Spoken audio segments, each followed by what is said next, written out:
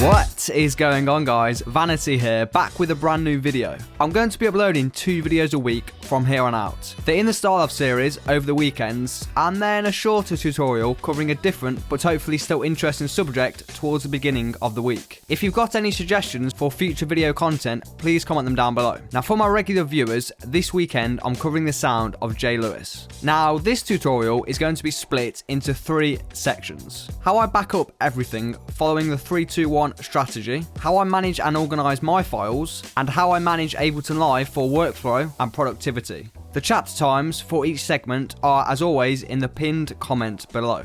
Alright, so we'll start with my backup strategy. Most of the musicians and creatives I've crossed paths with over the last, I'd say, 5 years or so have been notoriously bad at managing and backing up their data. I'm sure you've all seen the guy with files covering his desktop, sample library completely unorganized, with just little to no file sorting system in place. I don't wish to generalize musicians either. Most people don't invest enough time or finances in proper data management and backup. For some, it's a boring subject and is often not considered until it's too late. One of my good buddies who writes music for a living just did his first proper backup in over 6 years, for an example. Now, some of you may be thinking, oh well, this doesn't apply to me because I've got everything backed up on my external HD. Now, to that, I'd say your data is not backed up unless it's in 3 different places, 2 local and 1 off-site, following the 3-2-1 strategy. A few months ago, I was this guy. I had my entire backup plus files I didn't keep stored on my old MacBook on one single drive. This drive then died as I was moving to a new computer setup. I did manage to save most of the files, but lost around 1 terabyte of audio files from my sample library. Now, because of this, I decided to invest in a proper backup solution once and for all. I did a ton of research, reading articles, watching tutorials, and actually speaking to people who I guess would be considered experts in the subject. This video will be about my findings that I think will be super valuable to other music producers or really just about any creative. So right now, my backup system looks like this. I have the main studio iMac connected to a 4 terabyte desktop LaCie drive. I keep all of my data on that drive, everything I have. It's sorted into 5 main folders: business, personal, production library, projects, and sample library. I'll take you deeper into each folder in just a minute. I've then got a 1 terabyte SSD, which is my sound library. This contains contact libraries and preset folders for synths like Omnisphere, and any sound banks I need to run directly from the drive go on here.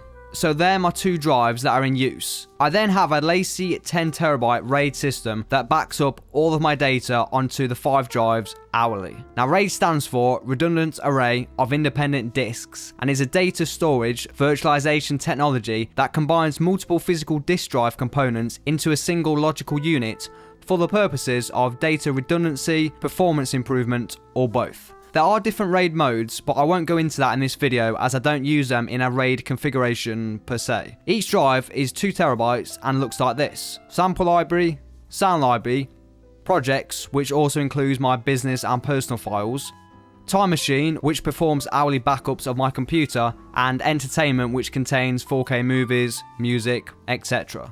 So everything on that LaCie 4 terabyte and SSD drive is backed up across the RAID system. This is done through a piece of software called Carbon Copy Cloner. To give you an example of how this system works, say I bought some new sample packs and a contact library. I'd put them in their allocated folder, and then Carbon Copy Cloner would run its hourly backup and copy them onto their allocated RAID backup drive. So the samples and contact library would now live on 2 different hard drives. However, this system alone has one major flaw. What would happen if, say, my place flooded, or a fire broke out, or a burglar got in? I got pretty good security though. The data would be vulnerable because it only lives in one physical location. To combat this, I've done 2 things. The first is cloud storage. Every hour, Backblaze and CrashPlan will back up my computer and the entire RAID system. Now, contact libraries can be huge, so I'll leave them uploading overnight if needed. This is a must and is the one part of the 3-2-1 backup strategy. I've got my data with 2 separate cloud services. Firstly, in case something happens to one of them, their data could be destroyed or corrupted. And secondly, because I uploaded everything to CrashPlan first and then discovered Backblaze, which I think is actually slightly better. Only because they will actually send you your data on a hard drive if you ever need to recover it. Now, this does cost, but that is absolutely fine with me, as downloading, well, only around 3 terabytes of data right now would just take way too long. I pay around $10 for both of these services combined for unlimited storage, so it's really not costly either. If you wanted to take this one step further, you could keep a drive off-site, say at your parents' house, in some kind of military-grade case. The only problem I see with this is having some kind of weekly or monthly system in place to retrieve the drive and stay up to date with your backups. I was personally uploading around 130 gigabytes of data overnight. Now obviously this will depend on your internet connection. I'd recommend starting with your musical projects, personal files, pictures, etc., data that cannot be duplicated. You can always re-download a sample pack or contact library if need be from somewhere else. I have one other safety net in place for the security of my files, and that is an APC UPS 1500. UPS stands for Uninterruptible Power Supplies, or power supply. These provide abundant battery power so you can work through medium and extended length power outages. It safeguards your equipment against damaging surges and spikes that travel along utility and data lines. Now, depending on the type of UPS you purchase, it can protect you not only from power failure, but surge, sag, spikes, noise, frequency instability, and a harmonic distortion. Power conditioners are also a popular choice. However, power conditioners do not protect hard drives. I don't have many power outages personally, as the line voltage here in the UK is pretty stable and clean, but when I do, the UPS switches to its battery. My studio doesn't even blink. It gives me around an hour of juice, which allows me to finish up anything I'm working on, but more importantly, I can power off my RAID system and external drives safely. A power outage can damage all of your drives, including the one inside of your computer. They're not expensive either. You can find them on Amazon starting at £60 or $75. I think that's a small price to pay for the protection of your equipment. There is a lot of argument as to which is better, a power conditioner or UPS. I see arguments online about UPS units stating that they're bad for audio gear, introducing noise into the signal. I carried out extensive noise tests upon purchasing the device and did not hear any noise introduced whatsoever. There are tons of studios that I know that use them, which makes me think that it could be down to a poor cable setup that people experience signal noise, as most of the search results are from forum posts. The audio cables in my own studio are kept completely separate from any power cables in order to minimize noise, as if they do touch, sometimes it can add noise into the signal. So make sure you watch your cable management too. I've provided a link to an article which compares power conditioners and UPSs for studio use below. Check it out for further reading. Moving on to how I manage and organise my files. As I mentioned at the beginning of this tutorial, all of my files are on one hard drive, or two hard drives if you count the SSD, and then backed up across a 5-disc RAID system. The top folder structure on the one drive that contains all of my data looks like this: Business, Personal, Production Library, Projects, and Sample Library. I'll briefly cover business and personal as I want to focus on the music production related files. Inside the business folder, the structure is broken down like so. We've got branding, business files, client files, finances, legal, marketing, planning, products, and website files. And then my personal folder structure looks like this. We've got two main folders, documents and pictures. Within pictures, obviously I have all of my personal photo albums, and then within documents we've got bills, documents that need sorting,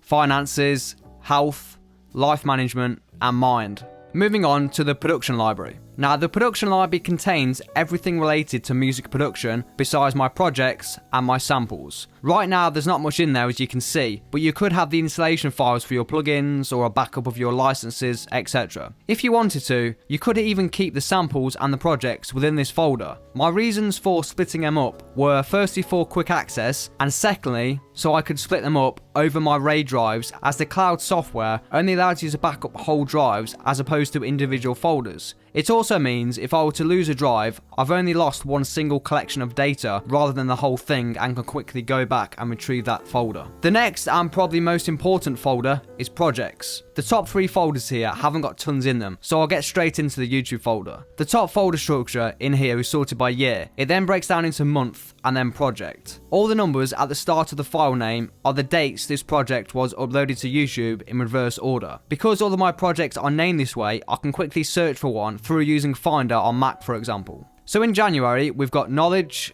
Taku, Mind Design, Lapalux, and Esther. If we go inside the knowledge folder, I'll show you the breakdown. Now, I was going to walk you through each folder individually, but then it dawned on me that this is for these YouTube tutorials, so if you're not producing videos, it's probably of little interest. But I would recommend you name your DAW projects in the same format so that they're super easy to recall at a later date, especially if you do any kind of commercial music production work. Onto the sample library. So I spent a little time deciding how to organise this. One of the most popular methods seems to be create a folder for, say, kicks, snares, etc., and copy all of the drum samples for every pack you own into the allocated folder. This would probably take me weeks, but it's also not necessary providing your files have the instrument name in the title, and I'll show you why now. So let's go over to Ableton, and I'll take you through the folders down here on the left in just a second. If I go to my drums folder, I can search for a kick up here, and then Ableton will search the folder and bring up all of the samples with the word kick in the title. Because I'm constantly producing samples as well as collecting them, my collection grows almost daily, and sorting them into their designated folder every few days just isn't practical for me personally. If we go back over to the folders, the instrument samples contain any and all samples that come from acoustic instruments. Well, any real world instruments really. That includes vocals too. Everything is kept in its given sample pack, and if there are any drums or musical hits within the same pack, they've then been transferred into their given folder. The loops folder contains all of my musical loops. Most packs will come with a mix of drum hits and audio loops. Now, because of this, I've copied all of the drum hits into the drums folder, and the same for the musical loops. Again, everything is kept labelled and in the given sample pack. The percussion folder underneath follows suit. I decided to keep this separate from the drums as most of my drums are one-shots, and that's what I'm after when I'm searching through the folder. Most of my percussion audio is in a loop format, as I like to work from percussion loops in most instances. Now, this is again my own personal preference, and obviously you should construct your own file management system around your own workflow. I then got the samples by Vanity collection separate. I like to keep these separate as they're all my own packs. I know they won't require little to any processing in most instances. Now again, this will depend on the project. It's kind of like a collection of my own sounds that I know are solid quality as I've created them. Now I would recommend that you have a folder that you keep both all of your own hits in from past projects and a folder full of sounds and samples you like and may use in the future. More on this later.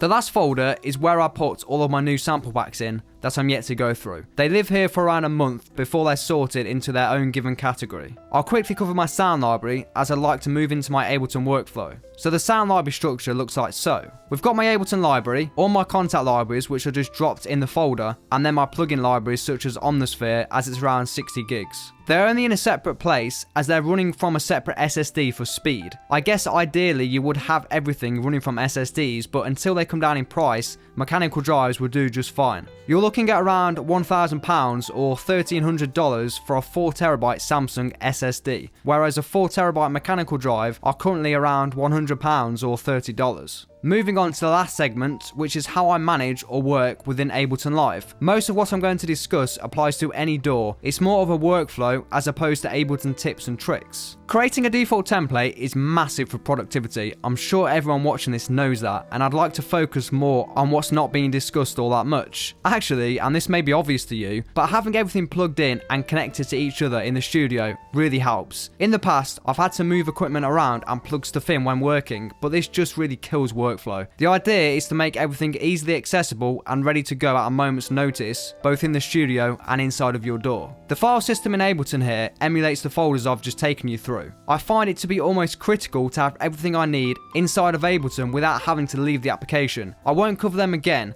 but you can do something pretty cool with the projects. So say you're working on a new track and you suddenly remember that synth line you created last week would fit perfectly. You can then go into your project files and find that project in question like so, and drag the synth line into your current project, and Ableton opens it up just as it was saved. You get the complete channel, the MIDI, the plugins, etc. I think this is great and really ties into what I'm about to say. There are definitely other producers who will work this way, but this is a process I've found to help me immensely when creating music. I split the production process into 3 parts. To simplify it further, say we're working on a track from Friday to Sunday. The first day, or Friday, will be spent on sound design, creating tons of sound, not necessarily that work together, but just getting everything down into the project, a sound palette if you will. I'll then export everything and place it into this sound design folder, both the exported WAV and the Ableton project. This then gives me tons of sounds, some that will be used in this track and loads more won't. This means that you're then creating your own personal sample library that can be called upon at any given time. I really think this can be immensely helpful as you're just creating a bunch of sounds. Nothing has to fit together or be in a particular style. The second day, or the Saturday, would be my arrangement day. I'll take the sounds, go through them, find some that work and create a drum beat around them, etc. The last day, or Sunday, will be the mixing day. I will add some basic mixing components as I go, but actually sitting down on the Sunday,